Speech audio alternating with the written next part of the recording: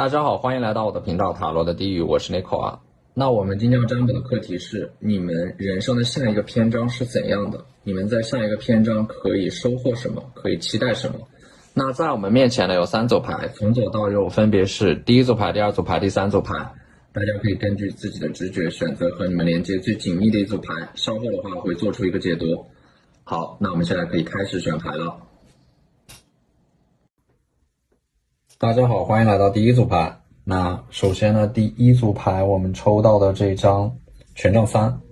你们人生的下一个篇章啊，一定会去到一个更高处。你们现在可能正处在一个很重要的时间节点和关口上面，有可能是打算换工作，或者说接受更高等的教育。也就是说，你们人生的下一个篇章会站在更高的地方，看到更好的风景，拥有更大的格局。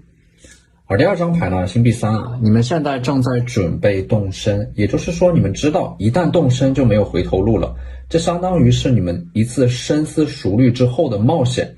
你们在这个最关键的时间节点上，你们会在一站站的停留当中拥抱自己，看见内心的盔甲与软肋，完成从过去到未来的思考。但是你们也要相信啊，理想主义者的归途一定是某个温暖且光明的地方。而第三张牌呢，愚人牌啊，愚人呢，其实代表的是你们在接下来会如释重负，也就是说，在你们人生的下一个篇章，你们进入到人生的下一个篇章的标志就是会打开自己的心结，放下自己内心当中的执念。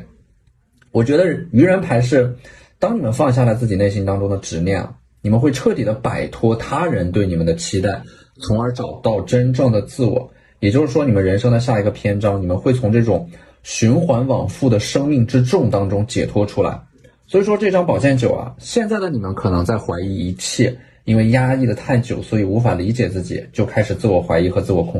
攻击。在你们空虚、迷茫和焦虑的背后啊，可能它和你们还没有真正的找到自己有关。你们不知道自己是谁，不知道自己的未来在哪里，不知道如何平衡做自己与守规矩。所以说这张宝剑4呢，它就代表的是你们人生的下一个篇章啊，它可能和你们内心当中的那个声音有关。那个声音来自于大天使，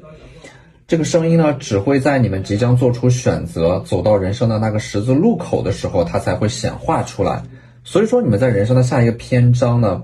会获得更多的自由啊，你们会真正意义上的去开始主导自己的人生。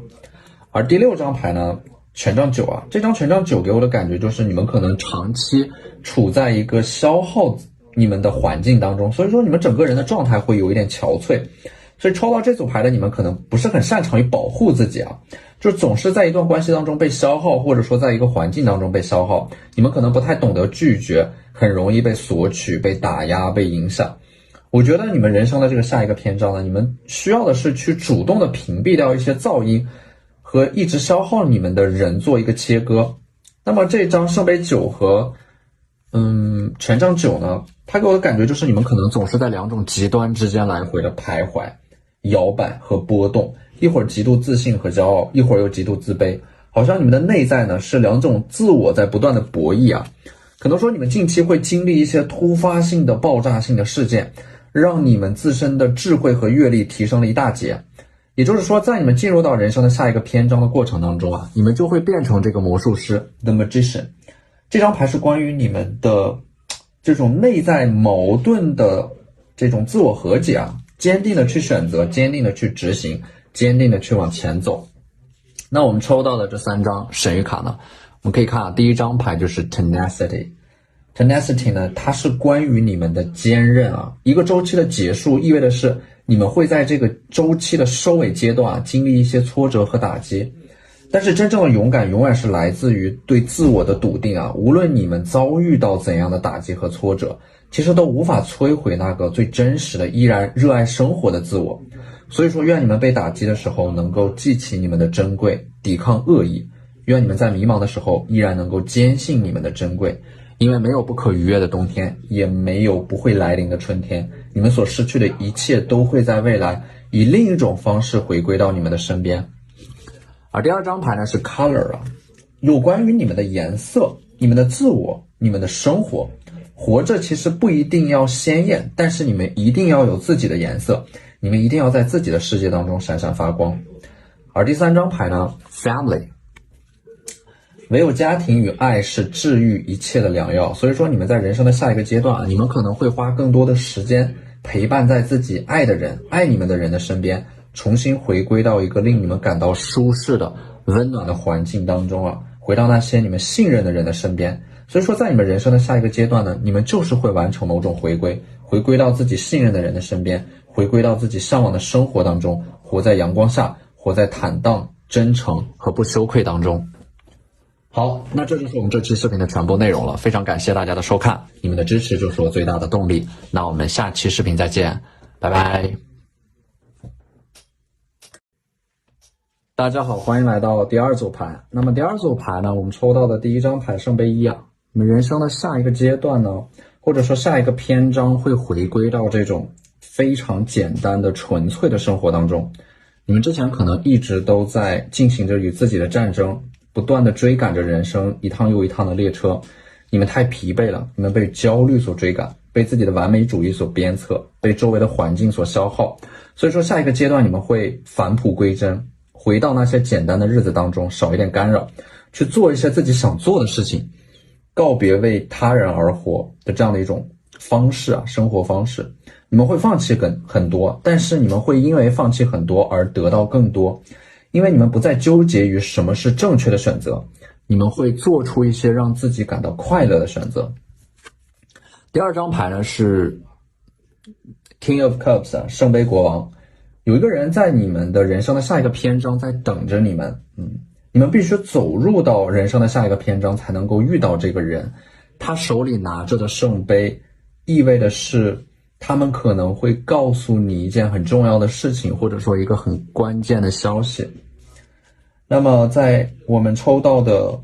这张圣杯国王上呢，我看到的是你们可能在下一个阶段啊，你们会特意的为自己空出大片的时间，你们什么都不做，仅仅是发呆和思考，会在某个时刻灵感涌现，然后突然创造出一些令你们感到惊叹的作品，或者说有一些事情啊，你们突然有了灵感，就会迅速的把它去解决掉。也就是说在你们人生的下一个篇章当中，你们会更自由，有更多的时间去思考和发呆，去感受一些生活当中那些简单的美好。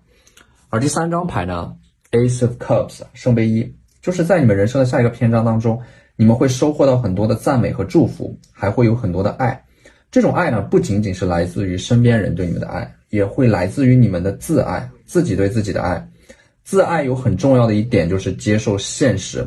接受当时的自己并不完美，承认过去的自己已经尽力做到了最好，不应该被后来的自己所反复责怪，更不应该来让后来的自己一直生活在自责和煎熬当中。所以说可能我觉得这种自爱呢，是原谅过去的自己是不完美的，原谅过去你们犯过的一些错误，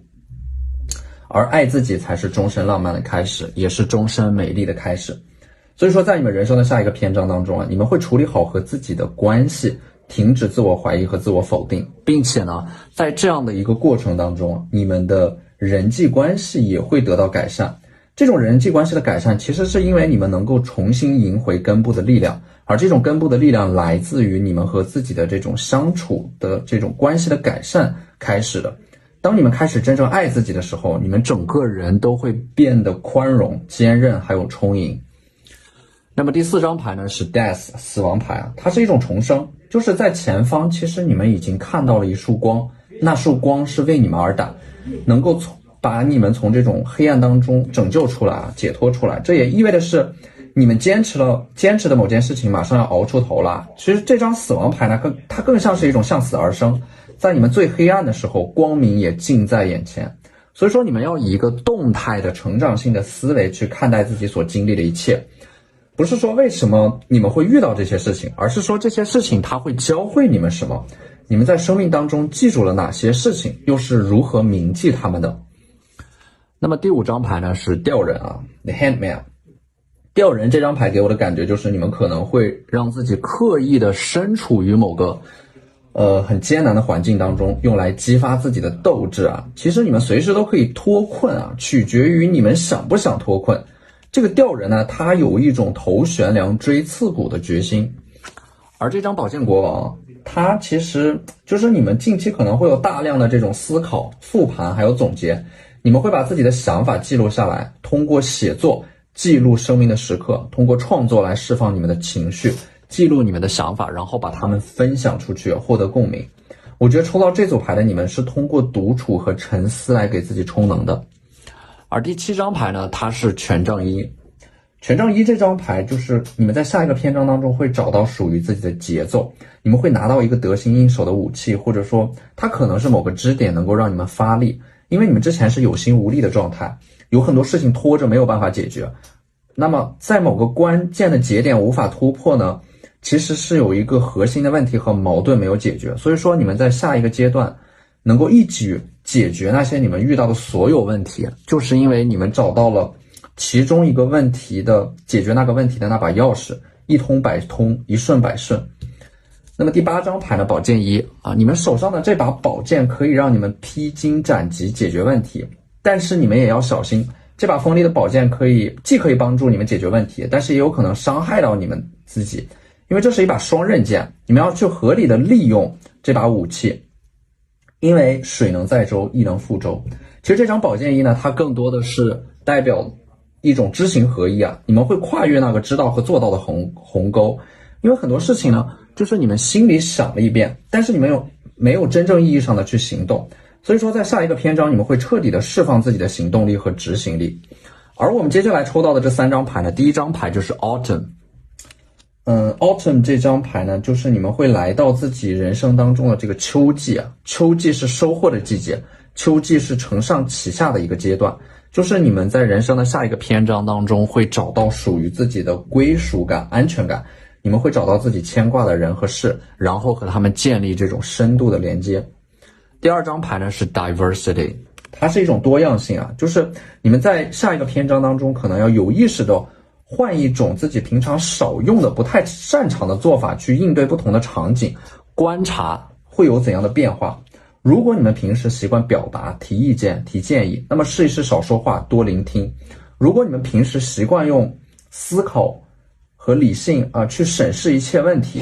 那么试一试不要那么理性，偶尔用感性情绪的方式去理解对方。那么这种多样性呢，也是你们会发展自己的爱好，尝试着去学习一些新的技能。这些碎片化的爱好可能会和你们的职业和事业产生某种交集，擦出火花。而那些看似莫名其妙的事情背后啊，总有一些顺理成章的联系。第3张牌呢是 Misery。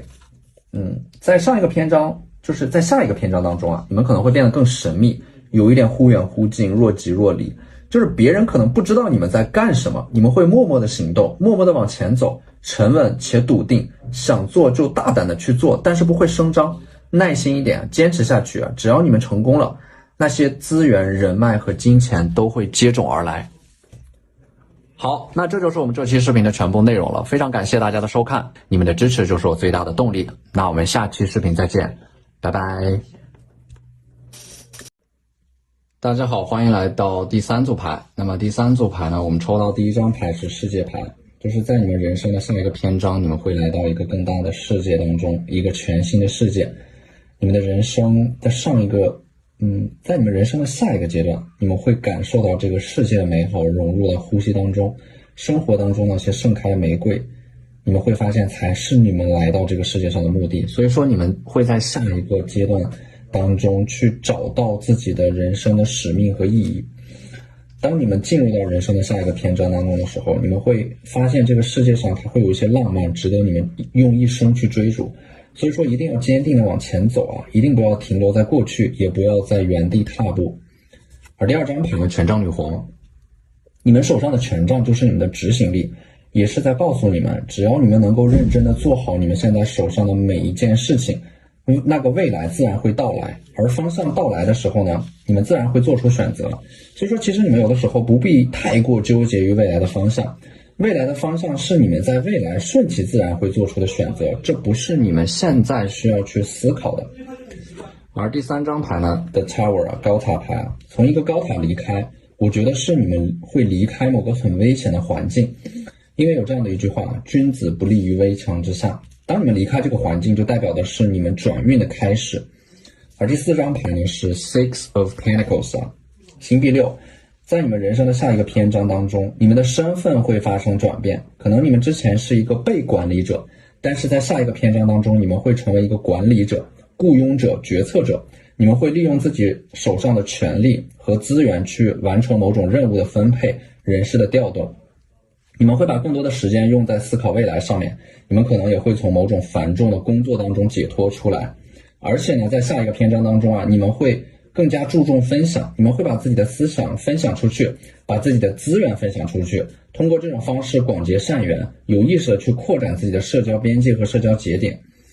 而且呢，第5张牌是这个 Four of Wands 权杖4，你们在人生的下一个篇章呢，会拥有一段稳定的感情和关系，你们会在另一个人的身上看到自己的影子，看到那些你们渴望拥有但是还没有拥有的特质。